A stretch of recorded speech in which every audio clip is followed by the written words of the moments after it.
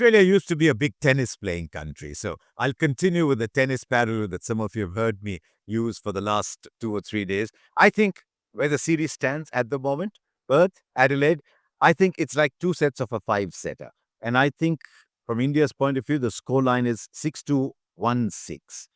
Yes, 295 was a fantastic result. India outplayed a little bit in Adelaide. So it's 6-2-1-6.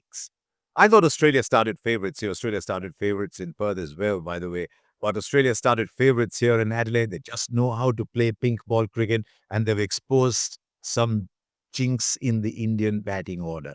If you want to be number one side in the world, if you want to go and play the WTC final in the first week of June, then you cannot be 150 all out, 175 all out, 180 all out. I know there was one big innings that produced the result in Perth. 150, 170, 180 is not good enough. It's the bowling that is bailing India out in this series so far. And to some extent, they did that here in Adelaide too, except for the fact that there was another second innings shut down almost. So let's talk about the bowling first, and then we'll get back to the batting. I think Jasprit Bumrah has been fearless.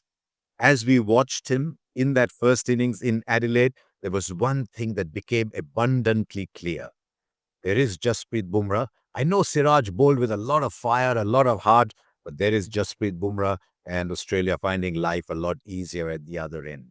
It's almost as if they're saying, right, let's find a way to play out Bumrah. And he still produced 3 wickets at first, came back another, finished with 4 wickets. So India have to find really solid support for Bumrah. And that is why the way Siraj bowled here in Adelaide was so praiseworthy. I don't mind him getting a little worked up as long as it's not affecting his bowling. That's a completely separate story in itself. But Siraj getting 4 wickets was one of the big pluses for India, as indeed was the bowling of Ravichandran Ashwin. Now, we talked about it at the end of the game in Perth. In fact, might have been in the preview to Adelaide as well, that the manner in which Nitish Reddy is batting is allowing India to play Ravichandran Ashwin. And I thought he bowled beautifully here in Adelaide as well. He will play in Brisbane. I think that's a given. The fourth bowler is the issue at the moment. Uh, I thought Harshit Rana bowled well in the first innings in Perth, seemed a little lost in the second, and I'm afraid he's had a test match to forget here in Adelaide, whether with ball or with bat. He was too short, he was too wide. I'm sure the bowling team had plans as well that he had to bowl a bit fuller, but it was that those little 16 overs, well, even 8 or 10 overs, Harshit Rana to Travis Head, that made the difference and allowed Travis Head to just gallop away. So you don't pin the blame on one person. You never do it when it's a young kid who's playing only his second game. So he will learn. I think Mone Mokel's absolutely right. He will learn. The question is, will India back him for the third test? I think there's a lot to be said in favor of Akashdeep coming and bowling his skiddier lines, even on the bouncier surface in Brisbane, and just letting it sink in a little bit for Harshit Rana. But really, that depends on what the think tank thinks. But I think we might see Akashdeep coming in. Now, what about the batting? India have one big decision to take. Some of you might have seen my earlier blogs. I wasn't particularly enamored by KL Rahul being rushed out after the series in India and told to play the warm-up game, pushed up to open the batting. He batted magnificently in Perth. Now here, in difficult conditions, he's had 2 outings. He didn't score as much as he could have, though I thought he was looking pretty good after that initial little burst of luck in the first innings. But now what are you going to do with Rohit Sharma and KL Rahul? My view, and it's a view I've held for a long time, is when you sign up as a batter, you sign up for every eventuality. And I think India will be much better served with the captain, with the messaging that goes out if Rohit Sharma goes out to bat first in Brisbane. I can understand a little underdone, but that was a personal choice. Remember, when you make a personal choice, you should accept the outcome. But that's water under the bridge now. I'd like to see Rohit Sharma go out and open the batting in Brisbane, and very, very clear messaging sent out to KL Rahul. Now, if that doesn't happen, if Rohit Sharma continues to stay at 6 and KL Rahul is asked to open the batting again on a bouncy seamy track in Brisbane, then you have to tell KL Rahul, you are our opener. We are investing in you.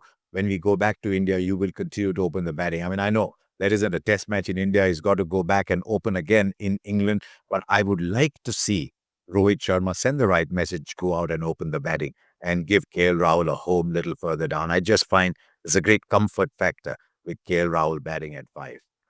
I'll tell you what, there was a little small plus with Shubman Gill as well. He looked comfortable in both innings. He's just got to find a way now of converting these 30s into 70s, 80s, 100s. There's no way that batting average should be where it is for him. Which brings us to the big question. Virat Kohli's just got 100 behind him. But Virat Kohli, if you're Virat Kohli, attracts attention all the time.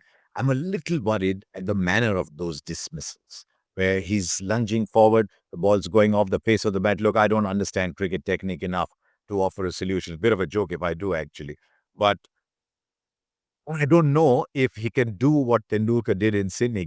Adam Gilchrist mentioned that on our Crick Buzz show as well, that maybe he should just look for the inner Sachin in him, leave a little bit more. Look, Kohli is one of the greatest batsmen India has produced, and he's got to find a solution. At the moment, whatever that solution is creating a little bit of a tangle outside that off stump for him. So I'm looking forward to see what solution Virat Kohli comes up with, but maybe just find a way to leave a little bit more. They're bowling that fifth, sixth stump line at him. He can just keep leaving it and bring that onside play in, but I'm not an expert, so I'm going to leave that to Virat Kohli. That's where we stand at the moment, 1-1 with 3 to play. When this itinerary was devised, I remember saying at that time that finally Australia have got it right. This was an itinerary made to be 3-0 going into Melbourne and Sydney, where India would like to play a lot more than the other venues. And that is why I will repeat what I said at the top. I think 1-1 from 3 is a pretty decent place for India to be in, but Brisbane could well be the tiebreaker. We'll wait and see. It's been a topsy-turvy series so far, but hopefully India will get it right in Brisbane. So thank you for watching and do subscribe to this channel.